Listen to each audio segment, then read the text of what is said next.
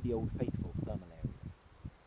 Yellowstone in summer is a famous destination, but it's not my favourite national park.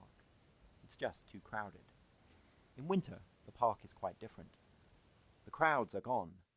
Wildlife, apart from bears who are hibernating, is much easier to see, and the landscape takes on a magical look in the deep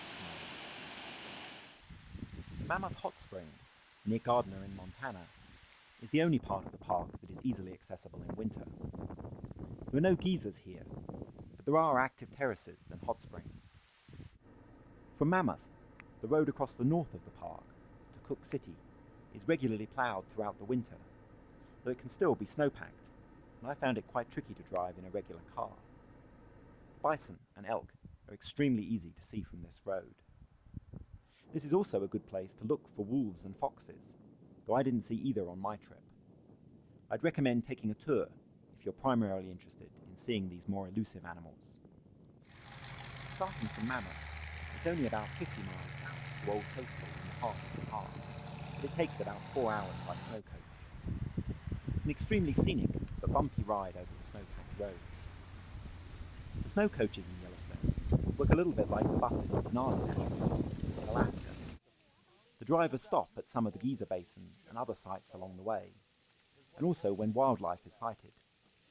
We saw bison again, who seem to favour the road for their own travel, and also bald eagles and coyotes. Old Faithful is the epicentre of Yellowstone's winter activities.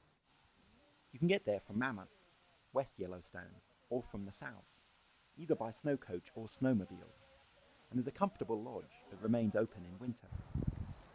Once there are enough groomed trails for several days of easy skiing or snowshoeing. This can be one of the coldest places in the US.